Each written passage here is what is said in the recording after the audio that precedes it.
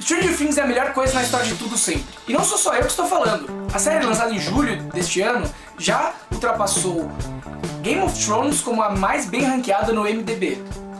Por que estão se falando tanto sobre Stranger Things e o que faz ela ser uma série tão boa? Stranger Things é uma ode aos anos 80, mas não é só isso. A série é muito bem filmada, tem excelentes atores mirins, o que é algo raríssimo. Já é difícil você encontrar um ator mirim muito bom. Eles conseguiram achar 4.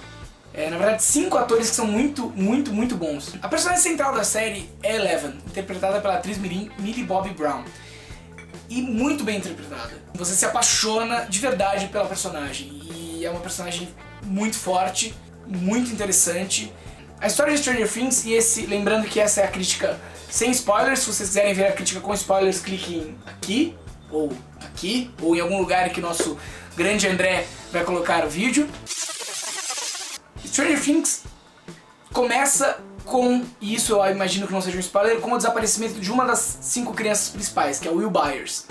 E a partir desse momento, a série vai se desenvolvendo e a sua narrativa sobre o que aconteceu. E como o título em inglês conta, né, Stranger Things, coisas estranhas acontecem. A mãe do Will Byers, que é interpretada pela Winona Ryder, que está também muito bem, tenta descobrir o que aconteceu. E ela tem uma certa conexão com ele, que eu não vou falar muito sobre isso, porque também vai aparecendo ao longo dos episódios.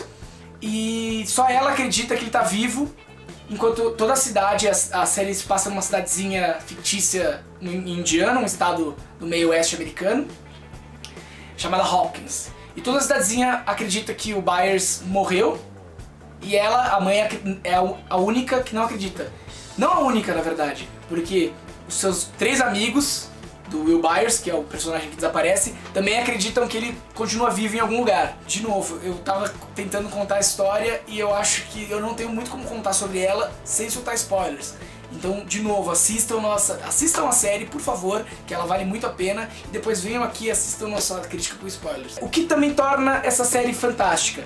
Ela é cheia de pequenas referências e grandes referências aos anos 80 e à cultura pop no geral. Se você segue esse nosso canal, você vai adorar Stranger Things, porque ele é basicamente uma ode aos anos 80 e uma ode à cultura pop. Você tem referências a Stephen King, referências a The Thing, que recebeu no Brasil o péssimo nome de O Enigma do Outro Mundo, mas é um filme clássico dos anos 80, com efeitos especiais fantásticos. Tem referências a Evil Dead, que é outro filme clássico, icônico dessa época, um outro filme de terror icônico. O cinema dos anos 80, né, que foi uma grande fase dos anos 80. Tem referências a Spielberg, Pra Dar e Vender, referências a Tubarão. É uma história que lembra um pouco Tubarão, que é um monstro que você tem que procurar e ele não aparece. Uma das críticas que a série recebeu é que ela se galga muito nos anos 80. Inclusive um dos nossos feijões fez a piada de que é praticamente um Tumblr dos anos 80 gravado. Eu achei divertido ficar procurando essas referências enquanto elas estavam acontecendo. Elas somam mais do que subtraem. Apesar de concordar com um dos nossos feijões, o Evandro, né, o cara dos quadrinhos, entre outras coisas, de que se eles não saírem disso na próxima temporada, talvez fique um pouco cansativo. Mas como primeira temporada eu acho que é muito bem feito. E eu não vejo nenhum problema em um pouco de nostalgia. A nossa geração é nostálgica.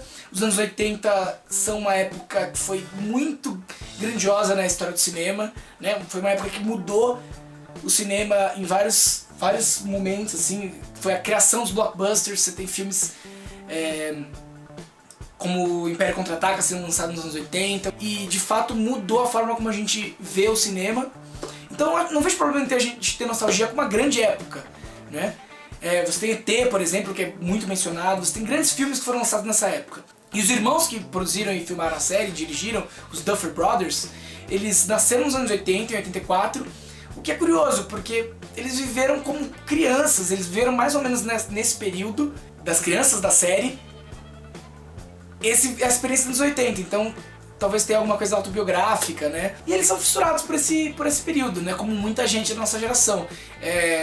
Da minha geração, né? Eu sou de 89 e eu não vi os anos 80, mas assim, eu adoro muitas coisas dos anos 80, a música dos anos 80, né?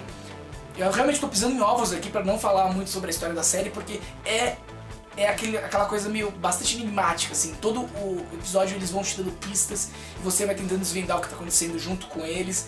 e por isso que surgiram também várias teorias malucas que a gente vai falar no vídeo com spoilers, que tá o link com certeza aqui embaixo e não sei se o André vai querer colocar em algum momento aqui na tela. Mas é isso aí, gente. Stranger Things, assistam. São só 8 episódios, mas são 8 episódios muito bons, muito legais, fantásticos, e você vai ter conversa pra ter com seus amigos durante muito tempo sobre essa série.